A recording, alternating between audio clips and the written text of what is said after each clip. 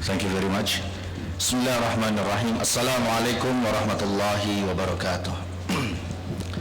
Nahmadu wa nusalli ala rasulihil karim wa ba'd. Rabbi shrah li sadri wa yassir li amri wahlul 'uqdatam min lisani yafqahu qawli. Rabbana zidna ilman nafi'an warzuqna fahman wasi'an. The Honorable President of Islamic Cooperative Network of Thailand, the Deputy Director of Halal Institute, distinguished speaker, Dr. Zul, Brother Dece, ladies and gentlemen, brothers and sisters. It is an honor for me to be here to share some of the ideas on the role of zakat in economic development. And I also would like to explore the current progress of zakat development that takes place globally. And we hope that zakat can play a bigger role in increasing the welfare level of the people, since it has very huge economic potential. And if this economic potential can be utilized for the benefit of the entire ummah, I think the problem of poverty, the problem of high income gap can be reduced to its minimum level. Therefore, it is time for us to explore and to optimize the potential of zakat so that the welfare of ummah can be improved in the future. Brothers and sisters in Islam, if you talk about zakat, actually zakat has two sides. One side is related with its nature as one of the ibadah mahdah. Because when we talk about the rules of zakat, everything has been clearly determined by Allah subhanahu wa ta'ala and His Prophet Muhammad sallallahu alaihi wasallam. So this is the side of the religious instrument of zakat. While for the second or the other side is actually zakat can be utilized as socio-economic instrument.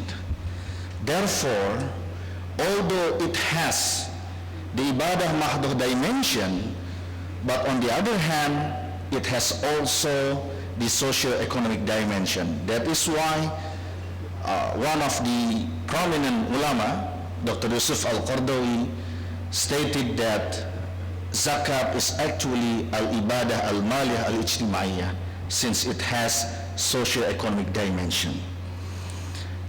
But one problem is that many Muslims, they don't aware on this zakat obligation. They have limited understanding on zakat itself, zakat concept itself. Therefore, I think one of the way to create massive awareness of the Muslim to fulfill their obligation is through massive and creative campaign and education, so that people will be aware of this obligation. And in this effort, I think one of the way that needs to be done is we have to teach the people on the importance of the objective of zakat or maqasid zakah. Because by understanding the maqasid zakah, the objective of why zakat is revealed to all of us, hopefully people's awareness can be created and can be increased from time to time. Because once they understand the message behind zakat, I think people will be voluntarily paying and fulfilling their obligation. For example, when we talk about zakat, actually it attempts to increase the spiritual and ethical dimension of people. It attempts to purify ourselves from various diseases, spiritual diseases. For example, this is quite rare to be delivered to the Muslim. Is that, for example, I give you an example in the Quran Surah Fussilat, Surah number 41, verse number 6 and 7. At the end of the verse number 6, Allah says that وَوَيْلٌ لِلْمُشْرِكِينَ. Yeah. So those who are mushrikeen, they will be punished in the hereafter. They will be put into the hell. You know what is the criteria of the mushrikeen? In the following ayah, Allah says, "Alladhina la yu'tuna zakah." Alladhina la yu'tuna zakah. Those who are not paying their zakat obligation, وَهُمْ بِالْآخِرَةِ هُمْ لَا يُؤْمِنُونَ, and they don't believe in the hereafter. Yeah. So what happened here is that Allah has made relation between shirk, which is the highest sin. If a Muslim dies by bringing this sin, of course there will be no forgiveness given by Allah subhanahu wa ta'ala. And one of the criteria of this shirk is you don't pay zakat. So that's why I think if we try to communicate this message to the Muslims, hopefully they will be at least feeling fear that they will die by having the shirk. Yeah, because this ayah clearly mentioned the relationship between inability to fulfill zakat obligation with committing shirk. This is one example. There are many examples that attempts to change our behavior, individual and society behavior. So I think if this can be communicated effectively with all the Muslims, the awareness to pay zakat will increase. In addition to that, we know that zakat can be used as for socio-economic development because it has huge social impact as well as economic impact. For example, from the social impact, the presence of zakat system can strengthen social brotherhood and relationship. It can also reduce the potential conflict between the rich and the poor, that sometimes this conflict, of course, will end with destructive condition that give bad impact to the society. So this is socially implication of zakat when it is distributed and utilized effectively. While for the economic impact, zakat can be used to alleviate poverty. And we know that the poverty rate in the Muslim world is still high. 1/3 of the Muslims are still living under or below the poverty line. Yeah, so this is also another problem. While on the other hand, many of the countries are still not utilizing zakat as one of their economic instruments to alleviate poverty. According to the information, to the latest information, from 57 OIC member countries, only 11 countries that have Zakat Act, including Malaysia. Indonesia also, we have some of the Zakat Act. Only 11 countries out of 57. While economic potential of Zakat lies between 1.8 until 4.34% of the GDP. If we calculate this potential with the GDP of each Islamic country, then we can have $600 billion as the total annual potential of zakat that can be used to alleviate poverty. You can imagine $600 billion. Yeah, if we purchase tom yum, then the entire Hat Yai will be flooded with tom yum if we use the $600 billion to pay to buy tom yum. Yeah, so you can imagine very huge potential. Yeah, let me give you an example. In my country, in Indonesia, the potential reaches $22 billion, or 3.4% of the Indonesian GDP, and the largest potential is on the corporate zakat. So zakat of corporation. Corporate must pay zakat. The second one is on household zakat potential. This is individual zakat potential. And the third one is on deposit zakat potential. So deposit in Islamic bank, yeah, and deposit in the conventional bank owned by the Muslims. So these constitute 3.4% of the GDP, which is sufficient enough to help the government of Indonesia if this zakat can be utilized, can be optimized.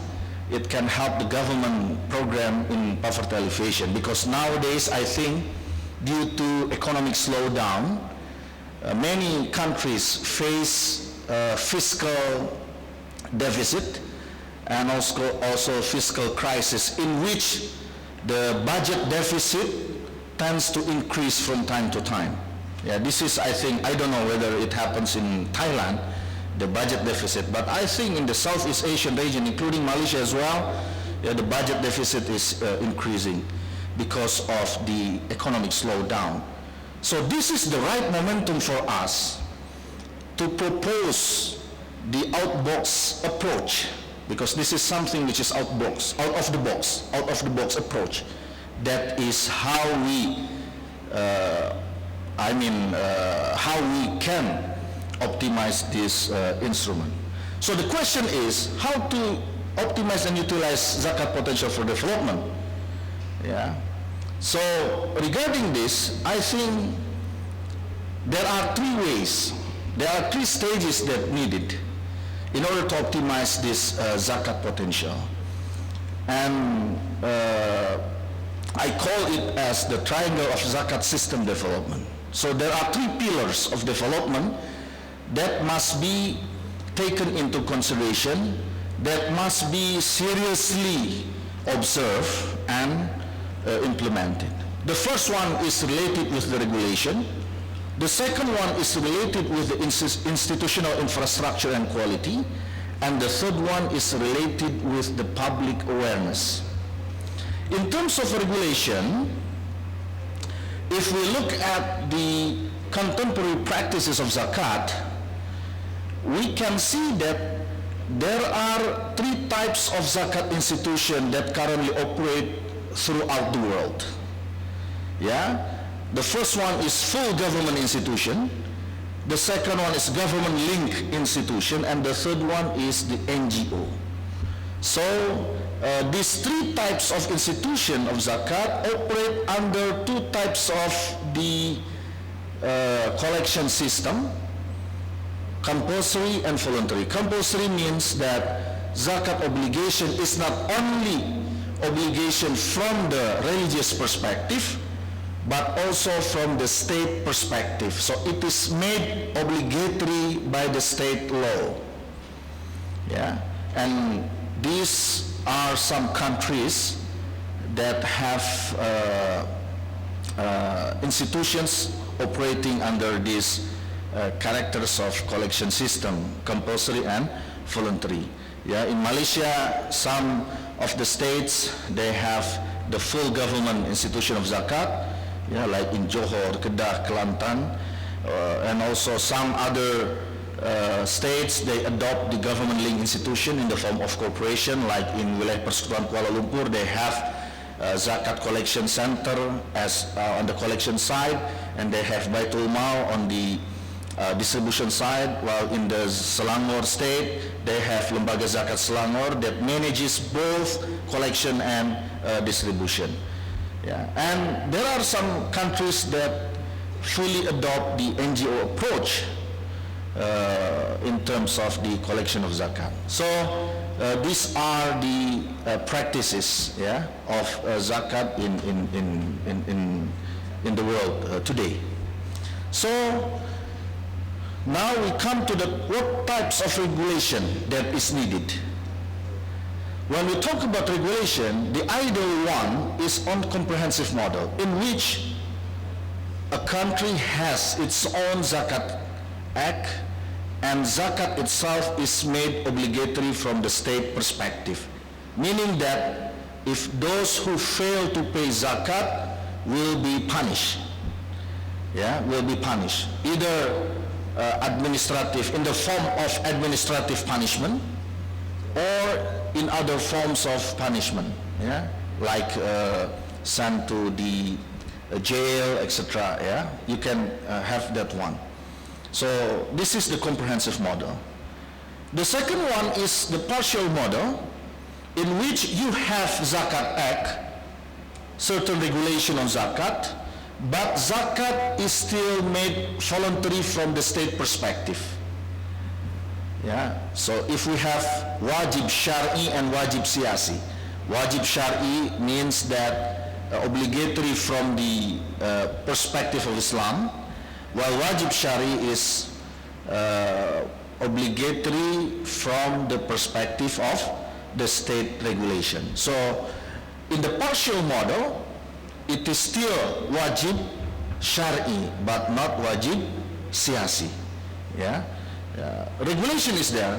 One example is in our country, Indonesia.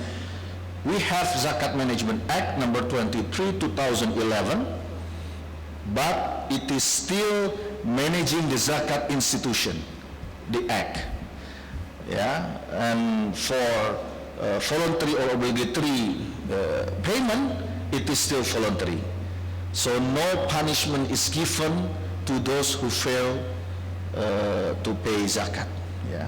And the third one is the secular model, and I think Thailand may adopt the third one because we understand the condition of Thailand. Yeah. But at least it doesn't mean that although you are living in the Muslim minority country, it doesn't mean that you don't optimize the potential of zakat. Because some countries, like in South Africa, they have South African National Zakat Fund that is able to collect until I think around 20 or 25 million US dollar per annum of zakat collection. And this amount of zakat can be used to finance their da'wah activities, providing scholarship, etc. Yeah? Providing the best school for the poor and the needy. Yeah, so there are many benefits, although they are operating under the secular system in which no attention from the government towards the issue of zakat. Yeah. So these are the characteristics of the comprehensive model. Yeah, you can see the existence of law, government, etc. You can see, I think in the slides you can read those characteristics. The next issue is on institutional infrastructure and quality. And when we talk about this issue, there are three aspects that determine the quality of institution. The first one is good amil governance. I would like to introduce you with the term good amil governance, which is different from the term good corporate governance. Why? Because the philosophy of corporate and the philosophy of amil is different. So you cannot mix between the two. Zakat institutions must operate under the philosophy of amil, while Islamic commercial institutions like Islamic bank, Islamic cooperative, they must work under the philosophy of at-tijari, al-Islami, the concept of Islamic commercial philosophy, although it has also the social side, because although it is a commercial institution, but they must have the social side. At least they must pay zakat. Yeah, those who are working in the Islamic bank must pay zakat. Islamic bank itself must also pay zakat as an institution, zakat of corporation. Yeah. So this is one issue. The second issue is on the capacity to collect and distribute zakat. This is another issue, how you can creatively construct the campaign to collect zakat, how you can creatively develop the effective distribution program. Yeah. So this is all related to the capacity of the institution, and therefore it is very important. And the third issue is on human resources, because one of the challenges in the Islamic economic development globally is the availability of qualified human resources. And I believe that this Prince of Songkla University can play a big role to produce the qualified human resource that can meet the expectation of Islamic economic development. Yeah? And to improve the quality of the institution, Alhamdulillah, we have, internationally speaking, joint effort to produce what we call as Zakat core principles. And these Zakat core principles have been launched during the United Nations Humanitarian Summit that was conducted in Istanbul, Turkey on 23rd and 24th of May 2016, so this year. So it's around 3.5 months ago. What does it mean? It means that the United Nations, because that summit was officially opened by Ban Ki-moon, the Secretary General of the UN, attended by the leaders of the UN member countries, various head of states. I believe that Thailand Prime Minister or at least Minister of Foreign Affairs must attend that event because this is UN summit. So what does it mean? It means that the UN itself has acknowledged the presence of zakat and has included zakat as one of the tools that must be optimized in the humanitarian programs. So therefore, in the World Humanitarian Report 2015, zakat issue has been included in that report. So this acknowledgement, I think, something which should be appreciated. And from where this idea of zakat core principles coming from, actually it was a part of the latest development of Islamic social finance, because the IDB, Islamic Development Bank Group, has initiated the new term called as Islamic social finance, in which zakat, awqaf, and Islamic microfinance are made and classified as the Islamic social finance that must be improved. The quality of the management of these three sectors must be improved because these sectors have huge potential.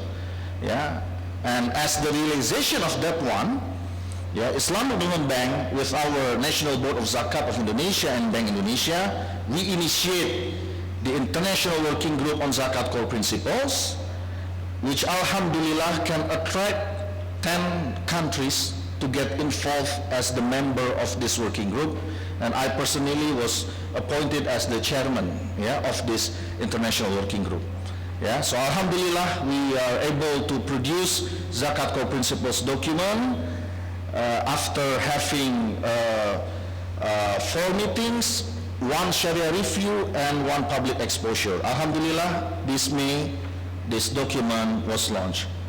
What is the content of the ZCP document? Actually, the content of this document is consisted of 2 aspects, general aspects. The first one is related with the supervisory powers, responsibilities, and functions. We have 7 core principles in this regard, while the second one is related with the prudential regulations and requirement. So we have around 11 core principles in this regard. The objective is to improve the quality of zakat management. For example, 5 minutes, For example, I will give you one just simple example, is on disbursement management. On disbursement management, we have issued distribution or allocation to collection ratio. So it means that how much zakat fund is allocated compared to the total collection of zakat. So we have classified several criteria. Effective distribution to collection ratio is when 90% or more of the collected zakat is allocated for disbursement program. So it means that Amil, as the manager of zakat, takes only 10% or less from the total zakat collection as their right, because Amil has the right to receive zakat, because it has been clearly mentioned in the Quran Surah At-Tawbah verse number 60. So this is just example. Similarly, zakat institution must have distribution program within 1 year, because if it exceed 1 year, let's say you collect zakat on January 2015, while now is August 2016, the zakat which is collected on January 2015 is still not distributed. So you are doing zolim things, and this should not happen in the allocation or management of zakat. So if we try to diversify into dimension of ZCP, actually the document comprises 6 dimensions, which are legal foundation, zakat supervision, zakat governance, intermediary function, because the role of Amil is to bridge between the Muzaki as the zakat payer and the Mustahik as the zakat recipients. So this is called the intermediary function. And how to implement this intermediary function effectively, this document has given several essential criteria that must be followed if we want to have effective intermediary function of Amil institution. We also have risk management, risk management, because, for example, if you are late in paying zakat to the schools, maybe the students who are the recipient of zakat may face problems because they haven't paid the tuition fee, for example. This can affect people's trust, and this will affect the accountability aspect of zakat institution, which may reduce the amount of collecting zakat in the subsequent year, in the next year. So this risk must also be mitigated and solved. And the last one, as the final slide for me, the third pillar of this triangle of zakat system development is related with the public awareness. And I hope that zakat subject can be taught through our education system. Let us teach our sons and daughters, our next generation of this ummah, on how they can fulfill this obligation. And let me finish my presentation by giving you the 2 types of giving. And I derive this from the story of the Qabil and Habil. That's why I name it as Habil style of giving and Qabil style of giving. What are those? You know, right? The story of Qabil and Habil. Let us see the solution given by Allah. Qabil was the farmer. Habil was the animal breeder. So what are the solutions given by Allah? Allah wants them to sacrifice some of their outputs. What happened? Qabil thinks, I'm the farmer, I have done on my way, so I give you the bad part of the harvest. So he gave the bad part of the output, the output of their farming process, while Habil, he gave the best one. So what happened? Allah accept Habil's giving and reject Qabil's giving. So if you have worked hard, earning $2,000, but when zakat calls you to pay 2.5% of your income, you just give 0.5%, so it means you follow Qabil's style of giving. But if you fulfill according to the Allah's instruction, it means that you follow Habil's style of giving. So let us teach our sons, daughters, our next generation of the Ummah to follow Habil style of giving. By that, I end my presentation. Thank you very much. Assalamualaikum warahmatullahi wabarakatuh. Waalaikumsalam warahmatullahi